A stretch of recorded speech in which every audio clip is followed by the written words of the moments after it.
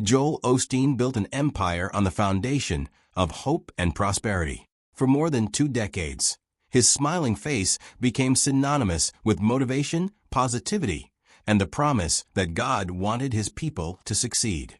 From a modest television producer working behind the scenes to one of America's most influential religious figures, Osteen crafted a narrative of personal triumph that resonated with millions. His books topped bestseller lists. His church grew to become the largest in the nation, and his influence extended across continents through broadcasts reaching over 100 million households worldwide. Yet beneath the polished exterior and carefully curated public image, a pattern of controversies, questionable decisions, and ethical dilemmas has been steadily accumulating, each one chipping away at the foundation of credibility and trust that held his empire together. The transformation from reluctant preacher to megachurch phenomenon happened almost overnight. When Joel Osteen, Joel's father and the founder of Lakewood Church, suffered from declining health in January 1999, he repeatedly asked his son to deliver a sermon. Joel, who had deliberately avoided the pulpit for years despite growing up immersed in ministry, initially refused. He was more comfortable operating the television equipment and managing the logistics of broadcasts than standing in front of thousands of people. However, in a moment of sudden change, he reconsidered and delivered his first sermon on January 17, 1999. Just 6 days later, his father died of a heart attack, and Joel found himself thrust into a position he had never actively pursued. The timing seemed almost prophetic, a divine appointment orchestrated by circumstances beyond his control. What followed was a strategic reinvention. Rather than mimicking his father's intense fire and brimstone approach, Joel developed his own style, uplifting, motivational, and unapologetically focused on positive thinking and personal achievement. This new direction proved extraordinarily successful. The church's growth became exponential. Within a few years, the original sanctuary became too small, and Lakewood relocated to the former Compaq Center, a sprawling 16,800-seat arena that once hosted the Houston Rockets. The expansion required massive financial investment, approximately $100 million in renovations, but the results were undeniable. Joel Osteen became a national phenomenon, his face recognizable to millions, his voice heard in homes across America through multiple broadcast platforms. He authored best-selling books with simple, resonant titles that promised personal transformation and success. Your Best Life Now topped the New York Times bestseller list and sold millions of copies worldwide. Speaking fees of $50,000 per appearance supplemented his income, alongside royalties from book sales and his decision in 2005 to stop taking a salary from Lakewood, instead supporting his lifestyle through these alternative revenue streams. On the surface, everything appeared to be working perfectly. However, the theological underpinnings of Osteen's message have drawn consistent criticism from religious scholars and theologians. Critics argue that his preaching represents a diluted, commercialized version of Christianity focused primarily on material success and personal fulfillment rather than spiritual depth or scriptural authenticity. Prominent theologian John MacArthur delivered one of the most scathing assessments, comparing Osteen's promises to the temptations Satan offered Christ, and suggesting that his entire operation resembles a financial scheme designed to enrich those at the top while keeping followers satisfied with superficial promises. Others have noted that Osteen's approach to difficult theological questions often lacks clarity and conviction. A particularly damaging moment occurred during a 2005 appearance on Larry King Live, when the host asked Osteen directly about salvation for non-Christians, including Jews and Muslims. Rather than providing a clear biblical stance, Osteen deflected, discussing his personal experiences in India and the sincerity of people he had met, while avoiding the fundamental question entirely.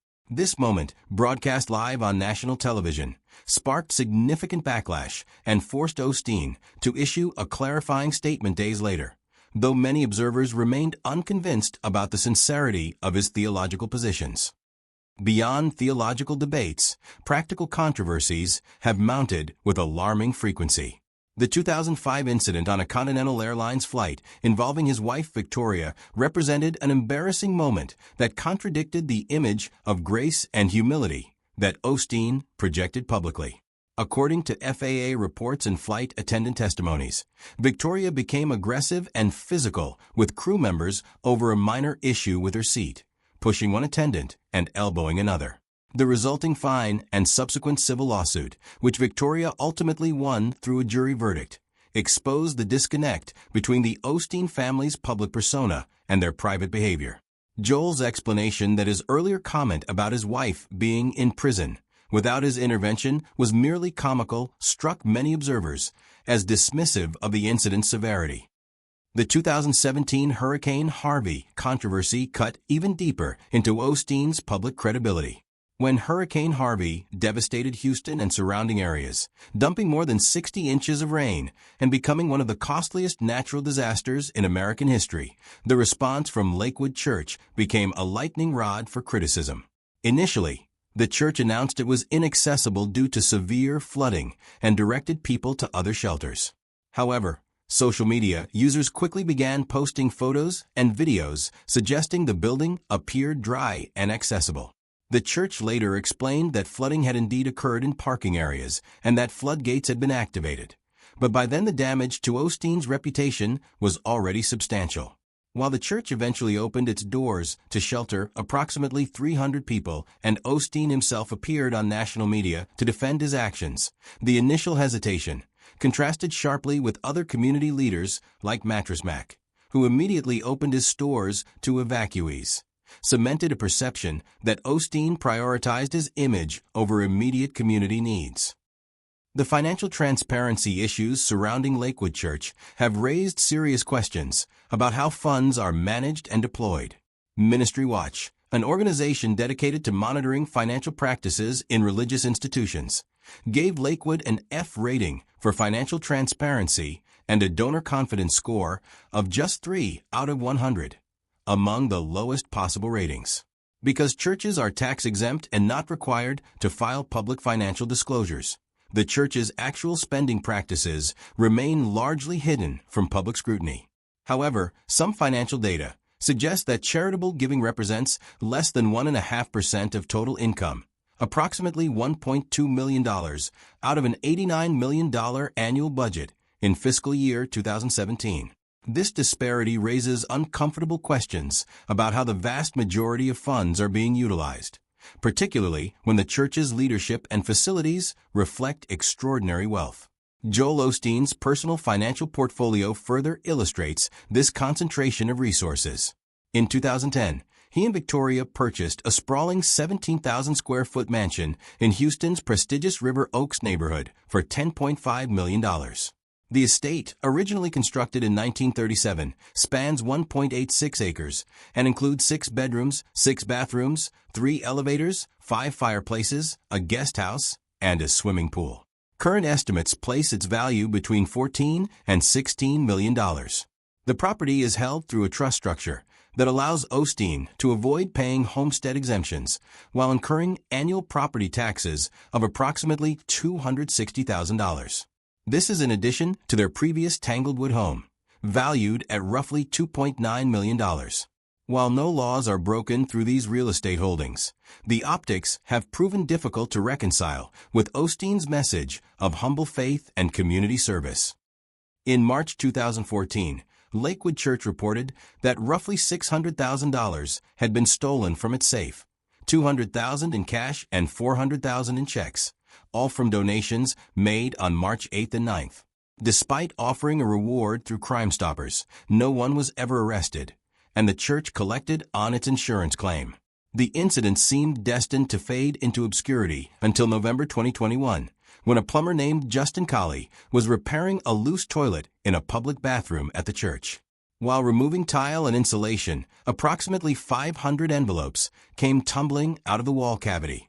The envelopes contained cash, checks, and money orders, evidence suggesting a connection to the 7-year-old theft report. The recovery begged more questions than it answered. How did stolen money end up hidden in a wall? Was someone attempting to retrieve it later, or had the bag simply fallen into an inaccessible location?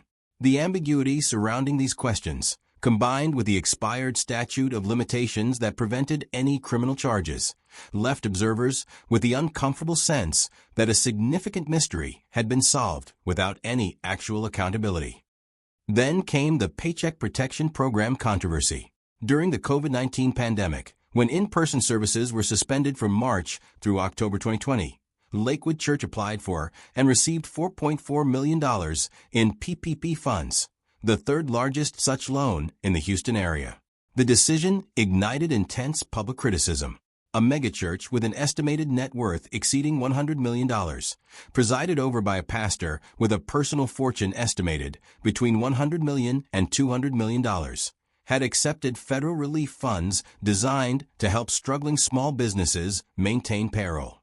Osteen's response, delivered through a senior executive, centered on the argument that the church faced deep economic uncertainty and used the funds to continue paying full salaries and benefits for its 368 employees. This explanation, however, failed to resonate with a public already skeptical of the church's financial priorities. Eventually, under mounting pressure, Lakewood announced it would repay the full amount rather than seeking loan forgiveness. By then, however, the damage to Osteen's credibility as a figure of moral authority had accumulated significantly. The most harrowing chapter in this unraveling narrative came on February 11, 2024, when a tragedy struck at the heart of Lakewood Church. Janice Yvonne Moreno, a 36-year-old woman from Conroe, Texas, entered the church carrying an AR-15 style rifle marked with a Palestine sticker and another rifle in a bag. She confronted an unarmed security guard, moved through a hallway, and opened fire between English and Spanish language services.